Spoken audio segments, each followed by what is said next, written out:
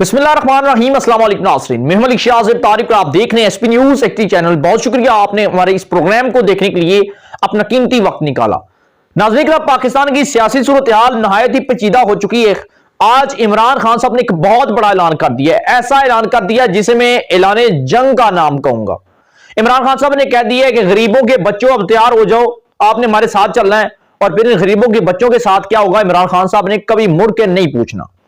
पहले बात कर ले हम जरा शेख रशीद अहमद साहब की, फिर उसके बाद हम ये भी बात करेंगे कि पाकिस्तान में अगले आइंदा जो चंद दिन है उन दिनों के अंदर एक बहुत बड़ा ऑपरेशन होने जा रहा है और ये ऑपरेशन ताकतवर शख्सियात करने जा रही हैं। ये मामला क्या है, पहले शेख रशीद साहब की बात कर ले हम कि आज शेख रशीद साहब कमरा अदालत के अंदर जब पेश हुए, क्योंकि आज उनकी पेशी थी और जब पेश हुए तो आवाम की एक बड़ी तादाद वहां पर मौजूद थी। मीडिया वैसे भी शेख रशीद साहब के पीछे भागती है, वहां पर मीडिया मौजूद थी, वहां पर पुलिस की बारी नफरी वहां पर मौजूद थी। शेख रशीद साहब को अदालत के अंदर पेश किया गया, सिंध पुलिस भी वहां पर मौजूद थी। उन्होंने अदालत से मुखातब होकर कहा, जज साहब ये हमारे मतलूब हैं और इन्हें हमारे साथ सिंध ले जाने दें। जबकि इस्लामाबाद की पुलिस ने यह कहा, जज साहब शेख रशीद साहब का मजीद रिमांड चाहिए। तो जज साहब ने दोनों बातें जो है ना, इन्हें कराची जाने दिया ना इनका मजीद रिमांड मंजूर किया, बल्कि शेख रशीद साहब को जेल मुंतकिल करने का हुक्म दे दिया। वहां पर बख्तरबंद गाड़ी आई अदालत के बाहर, उस गाड़ी के अंदर शेख साहब को बिठाया गया और उन्हें अडयाला जेल मुंतकिल कर दिया गया। और उस अडयाला जेल के अंदर जहां पर ये बातें किया करते थे कि शेख साहब के मैं बड़े बड़े सियासतदानों को इस अडयाला जेल के अंदर बंद करूंगा, खैर आखिरकार वो खुद अडयाला जेल के अंदर बंद हो चुके हैं। वहां पर उनकी हदायत तमाम तर चीजें पहुंचा दी गई। इस आज की सारी सिचुएशन के अंदर एक बड़ी खास बात जो आज देखने में मिली वो ये थी कि आज सियासतदानों के ऊपर जब मुश्किल वक्त आया तो आज अंदाजा हुआ कि इन लोगों से सबर नहीं होता। फवाद चौधरी साहब रो पड़े, इमरान रियाज साहब रो पड़े, शहबाज गिल साहब रो पड़े, आजम सवाती साहब रो पड़े, इमरान खान साहब भी बड़े परेशान हैं, बनी गाला जमान पार्क से बाहर नहीं निकल सके। लेकिन शेख साहब जिनका एक बड़ा जिगरा था, जिनका दिल बहुत बड़ा था, जो बयानात इस तरह देते थे कि जिसका अंदाजा नहीं था। मैंने पहले दिन जब शेख साहब की गिरफ्तारी को प्रोग्राम किया, मुझे ऐसा लगा कि जैसे एक हीरो की एंट्री है कमरा अदालत के अंदर। यूं शेख साहब ने हाथ हथकड़ियां लगे, हाथ ऊपर उठाए, मुंह में संगार, सामने कप चाय, गिलास पानी, कुर्सी पर बैठने का एक अनोखा स्टाइल, जैसे ये वाकई अपने ससुराल पहुंचे हैं। तो आज जब शेख साहब को अदालत ने हुक्म दिया कि इन्हें जेल मुंतकिल किया जाए, तो ये बख्तरबंद गाड़ी में बैठने से पहले शेख साहब आप दीदा हो गए, शेख साहब रोना शुरू हो गए।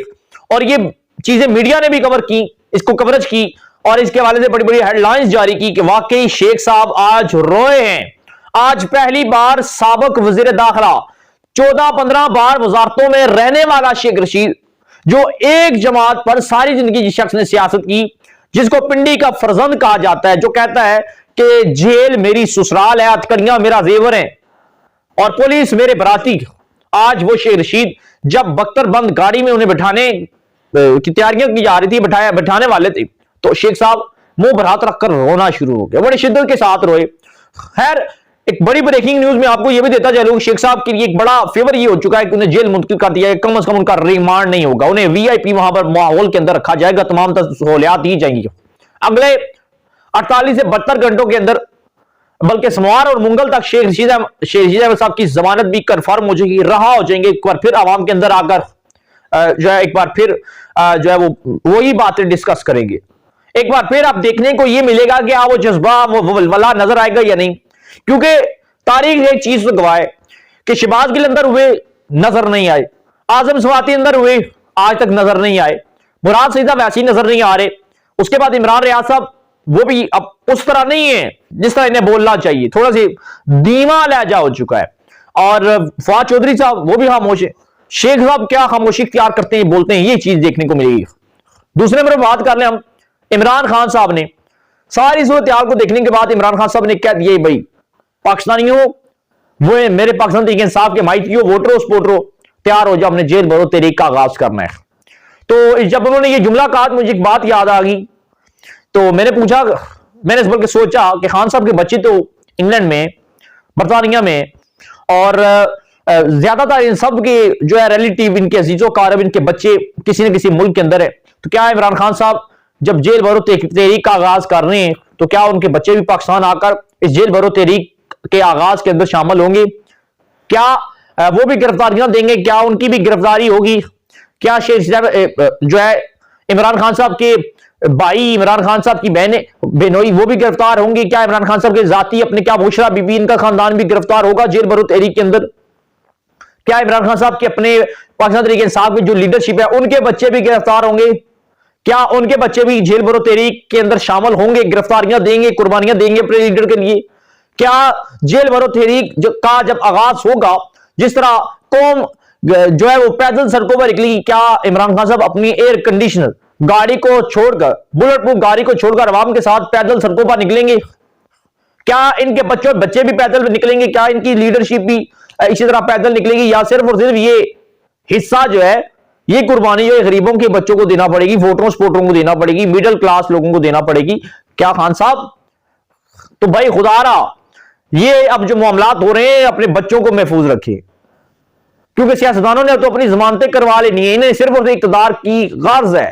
इक़्तिदार की ये सियासतदान हमेशा से अवाम को, हमारे नौजवानों को इस्तेमाल करते हैं। अब वक्त है सुधर जाएं, अब वक्त है हमें होश के नाखून लेने हैं, अब वक्त है हमें पाकिस्तान के तमाम तर सियासतदानों का हमें बाइकाट करना चाहिए। पेशावर के अंदर जो कुछ हुआ था, जो ब्लास्ट हुआ था, जो जाने जाया हुई, वो भी इन सियासतदानों के अना, खुदगर्जी, लालच, इक़्तिदार, कुर्सी, ये इसकी वजह से पैदा हुआ था, इसकी वजह से ये मामला हुआ था। और अब सारे मामलात को देखने के बाद कुछ अहम ताकतवर शख्सियात ने फैसला कर लिया, भाई आज के बाद चाहे हुकूमत के अंदर है, चाहे अपोजिशन के अंदर है, कोई भी शख्स अफवाज पाकिस्तान के खिलाफ बात नहीं कर सकेगा। ये एक लेटर ड्राफ्ट तैयार कर लिया गया है। और ताकतवर शख्सियात जो है वो पाकिस्तान के कुछ जो अनासर हैं, दुश्मन हैं, उनके खिलाफ भी मुकाबला करने के लिए उन्होंने ठान ली है। उन्होंने कह दिया है कि भाई इनके जो हमायती हैं इनको भी हमने नहीं छोड़ना, और जो ये हैं इनको भी नहीं छोड़ना। पाकिस्तान के अंदर अगले चंद दिनों के अंदर बहुत कुछ मामलात बड़ी तेजी के साथ पलटा खाने वाले हैं। एक बात याद रखिएगा, सारे के सारे लोग बाहर आ जाएंगे लेकिन इमरान खान साहब नहीं बचेंगे, इमरान खान साहब अंदर हो जाएंगे। जब इमरान खान साहब अंदर हो गए तो जो ऑलरेडी अंदर से बाहर आ चुके हैं वो दोबारा ऐसी गलती नहीं करेंगे कि एक बार फिर उन्हें अंदर जाना पड़े। तो ये हमेशा हमेशा अपनी सियासत खत्म नहीं करेंगे, ये झटका इन्हें दिया जा रहा है। और देखिएगा आप आने वाले दिनों के अंदर यही लोग दीगर जमातों के अंदर शमूलियत इख्तियार करना शुरू हो जाएंगे, इमरान खान साहब को खैराबाद कह देंगे। और जेल भरो तहरीक का आगाज इमरान खान साहब ने कह दिया, इसका बाकायदा ऐलान करूंगा कि कब शुरू होगी, लेकिन उन्होंने इसका कह दिया कि आगाज जो है वो हम करते हैं। हमारे पास जो अपडेट पहुंची थी आपके साथ शेयर की, आप क्या राय देते हैं जरूर दीजिएगा, और चैनल को लाजमी सब्सक्राइब कर ले, बेल आइकन नोटिफिकेशन को प्रेस कर लें। अपनी दुआ में हमें याद रखिएगा और हमें दीजिएगा इजाजत। अल्लाह हाफिज।